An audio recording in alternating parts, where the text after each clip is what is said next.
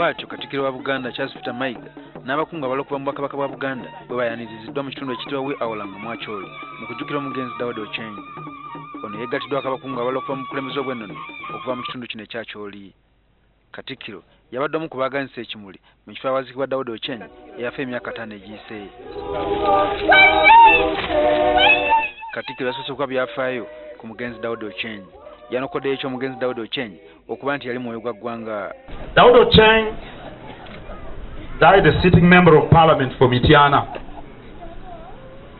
He was also the Secretary General of Kabaka Yekka, and we all know that he defended the kingdom's interests in parliament and everywhere, faithfully and without any fear. Ye muwala wa Daudi Ochieng Yetofudde Ochieng agamba nti okukyala kwa Katikkiro Mwacholi kuleesewo okunywera mu nkolagana ey'ebitundu byombi. Bringing whole Katikkiro of Buganda to northern Uganda is to confirm and strengthen the relationship between Yacholi and Buganda.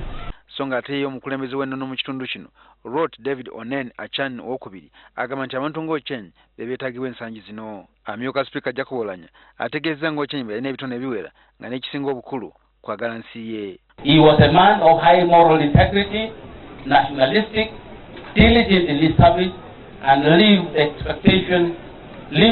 expectation of the Ugandan people. Ng'oggyeko kuba munnabyabufuzi, Ochieng yalina ebitone ebirala omuli okusamba omupiira n'okuzannya cricket.